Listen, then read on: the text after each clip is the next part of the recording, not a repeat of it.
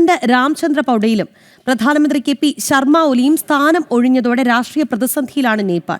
നിയന്ത്രണം ഏറ്റെടുത്തിരിക്കുകയാണ് സൈന്യം. യുവാക്കളുടെ പ്രക്ഷോഭത്തിൽ തലസ്ഥാനമായ കാഠ്മണ്ഡു അടക്കമുള്ള നഗരങ്ങളിൽ ജനജീവിതം സ്തംഭിച്ചിരിക്കുകയാണ്. ഭാരതത്തിന്റെ അതിർത്തികളിൽ സുരക്ഷ ശക്തമാക്കി നേപ്പാളിൽ കുടുങ്ങിയിട്ടുള്ള ഭാരതീയരെ സുരക്ഷിതമായി തിരിച്ചെത്തിക്കാനുള്ള നടപടികൾ സ്വീകരിക്കുന്നുണ്ട് എന്നും വിദേശകാര്യ മന്ത്രാലയം അറിയിച്ചു. ജിഷ്ണു തുടരുകയാണ്. ജിഷ്ണു, എന്തായാലും നേപ്പാളിലെ സ്ഥിതിഗതികൾ അത്ര നല്ല രീതിക്കല്ല മുന്നോട്ട് പോകുന്നത്. പക്ഷേ ഭാരതീയരെ സംബന്ധിച്ചിടത്തോളം ആശങ്ക വേണ്ട എന്നത് തന്നെയാണ് വിദേശകാര്യ മന്ത്രാലയം അറിയിക്കുന്നത്. കൂടുതൽ വിവരങ്ങൾ. രാഖി, നേപ്പാളിൽ നിലവിൽ സൈന്യം നിയന്ത്രണം ഏർപ്പെടുത്തിയിട്ടുണ്ട്. പ്രക്ഷോഭം ആളിക്കത്തിയതോടുകൂടി പ്രധാനമന്ത്രി കെ പി ശർമ്മ ഒലിയും കൂടാതെ പ്രസിഡന്റ് രാംചന്ദ്ര പൗഡലും രാജി പ്രഖ്യാപിച്ചിരുന്നു. നിലവിൽ സൈന്യം അറിയിക്കുന്നത് പ്രസിഡന്റ് രാജിവെച്ചിട്ടില്ല എന്നും പ്രസിഡന്റിന്റെ നേതൃത്വത്തിൽ സൈന്യം നിയന്ത്രണം ഏറ്റെടുത്തിട്ടുണ്ട് എന്ന കാര്യമാണ് സൈന്യത്തിന്റെ ഭാഗത്തുനിന്ന് ഒരു വിശദീകരണമായി വന്നിട്ടുള്ളത്. അതുകൊണ്ട് തന്നെ പ്രസിഡന്റിന്റെ രാജി സംബന്ധിച്ചൊരു സ്ഥിരീകരണം ലഭിക്കണം. പക്ഷേ കഴിഞ്ഞ ദിവസം ഈ പ്രക്ഷോഭം അത്രയധികം ശക്തമായതോടുകൂടി പ്രധാനമന്ത്രി, പ്രസിഡന്റ്, മറ്റു മന്ത്രിമാർ, മുൻ പ്രധാനമന്ത്രി ഇവരെയെല്ലാം തന്നെ സൈന്യം ഇടപെട്ടുകൊണ്ട് ഹെലികോപ്റ്ററുകളിൽ സുരക്ഷിത സ്ഥാനത്തേക്ക് മാറ്റിയിരുന്നു. അത്തരത്തിലൊരു രാഷ്ട്രീയ പ്രതിസന്ധി നേപ്പാളിലുണ്ട്. കൂടാതെ കഴിഞ്ഞ 48 മണിക്കൂറിലധികം വലിയ പ്രക്ഷോഭമാണ് നേപ്പാളിലുടനീളം ആളിക്കത്തിയിട്ടുള്ളത്. വലിയ നാശനഷ്ടങ്ങളുണ്ടായി, 20-ലധികം മരണമുണ്ടായി, 300-ലധികം ആളുകൾക്ക് പരിക്കേറ്റു. പ്രധാനമന്ത്രിയുടെയും പ്രസിഡന്റിന്റെയും മന്ത്രിമാരുടെയും വസതികൾ തീവച്ച് നശിപ്പിച്ചു.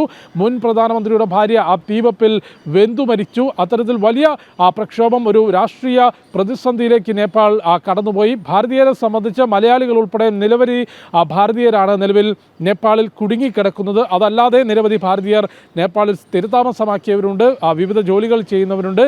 നേപ്പാളിൽ കുടുങ്ങിക്കിടക്കുന്ന മുഴുവൻ ഭാരതീയരെയും സുരക്ഷിതമായി തിരിച്ചെത്തിക്കുമെന്നും നിലവിൽ അവർ സുരക്ഷിതമാണെന്നും എംബസിയുടെ നിർദ്ദേശപ്രകാരം മാത്രമേ യാത്ര ക്രമീകരിക്കാവൂ എന്നുള്ളതുമാണ് വിദേശകാര്യ മന്ത്രാലയം വ്യക്തമാക്കിയിട്ടുള്ളത്. ഒപ്പം നേപ്പാളിലെ സ്ഥിതിഗതികൾ ഭാരതം സൂക്ഷ്മമായി നിരീക്ഷിക്കുന്നുണ്ട്. പ്രധാനമന്ത്രി നരേന്ദ്രമോദി സുരക്ഷാ സമിതി യോഗം ചേർന്നുകൊണ്ട് സ്ഥിതിഗതികൾ വിലയിരുത്തി. കൂടാതെ അദ്ദേഹം നേപ്പാളിൽ സമാധാനത്തിന് ആഹ്വാനം ചെയ്തിട്ടുണ്ട്. സമൂഹ മാധ്യമങ്ങളിലൂടെ നേപ്പാളി ഭാഷയിൽ തന്നെയായിരുന്നു പ്രധാനമന്ത്രി നരേന്ദ്രമോദിയുടെ ആഹ്വാനം. ഭാരതത്തെ സംബന്ധിച്ച് നേപ്പാൾ അതിർത്തിയിൽ പ്രത്യേക സുരക്ഷാ ക്രമീകരണങ്ങളും ബോർഡർ സെക്യൂരിറ്റി ഫോഴ്സിൻ്റെ ഉൾപ്പെടെ നിരീക്ഷണവും ഏർപ്പെടുത്തിയിട്ടുണ്ട്. സമൂഹ മാധ്യമങ്ങളുടെ നിരോധനമായിരുന്നു നേപ്പാൾ സർക്കാരിനെതിരെ യുവാക്കൾ ജെൻസി പ്രക്ഷോഭം, പുതിയ തലമുറയുടെ പ്രക്ഷോഭം എന്ന രീതിയിൽ ഒരു ആദ്യം പ്രതിഷേധം ആരംഭിച്ചത്. പിന്നീടത് വൻ കലാപത്തിലേക്കാണ് വഴിമാറിയിട്ടുള്ളത്. നേപ്പാളിൽ നിന്ന് കഴിഞ്ഞ മണിക്കൂറുകളിലെല്ലാം പുറത്തു വന്നിട്ടുള്ള ദൃശ്യങ്ങൾ നമ്മെ അത് ബോധ്യപ്പെടുത്തുന്നതാണ്. നഗരങ്ങൾ, പ്രത്യേകിച്ച് കാഠ്മണ്ഡു മേഖല ഉൾപ്പെടെ പ്രക്ഷോഭകർ കയ്യേറി. മുനിസിപ്പൽ കെട്ടിടം, പാർലമെൻറ്റ്, സുപ്രീം കോടതി, അത്തരത്തിലെല്ലാ ഭരണസ്ഥിര കേന്ദ്രങ്ങളിലേക്കും ഭരണഘടനാ സ്ഥാപനങ്ങളിലേക്കും പ്രക്ഷോഭകരെത്തുകയും അവിടെ അടിച്ചു തകർക്കുകയും തീവെക്കുകയും ചെയ്തിട്ടുണ്ട്. അത്തരത്തിലൊരു വലിയ പ്രതിസന്ധിയിലേക്കാണ് കഴിഞ്ഞ മണിക്കൂറുകളിൽ നേപ്പാൾ കടന്നുപോയിട്ടുള്ളത്. അതേ തുടർന്നാണ് ആ പ്രക്ഷോഭങ്ങൾക്ക് മുൻപിൽ പിടിച്ചു നിൽക്കാൻ സാധിക്കാതെയാണ് പ്രധാനമന്ത്രി കെ പി ശർമ്മ ഒലി രാജി പ്രഖ്യാപിച്ചത്. പിറകെ തന്നെ പ്രസിഡന്റ് രാംചന്ദ്ര പൗഡലും രാജി പ്രഖ്യാപിച്ചിരുന്നു. പക്ഷേ നിലവിൽ സൈന്യം അവകാശപ്പെടുന്നത്, നേപ്പാളിലെ സൈന്യം അവകാശപ്പെടുന്നത് പ്രസിഡന്റ് രാജിവെച്ചിട്ടില്ല എന്നും പ്രസിഡന്റിന്റെ നേതൃത്വത്തിൽ സൈന്യം ഇടപെടൽ നടത്തുന്നു എന്ന അവകാശവാദമാണ് സൈന്യം ഉന്നയിച്ചിട്ടുള്ളത്. ഒപ്പം പ്രക്ഷോഭകരോട് ശാന്തരാകുവാനും ഇത്തരം പ്രതിഷേധ പരിപാടികൾ അവസാനിപ്പിക്കാനും നിലവിൽ സൈന്യം ആഹ്വാനം ചെയ്തിട്ടുണ്ട്. കൂടാതെ കൂടുതൽ സുരക്ഷാ ക്രമീകരണങ്ങൾ കാഠ്മണ്ഡു ഉൾപ്പെടെയുള്ള നഗരങ്ങളിലേക്ക് സൈന്യം ഏർപ്പെടുത്തി.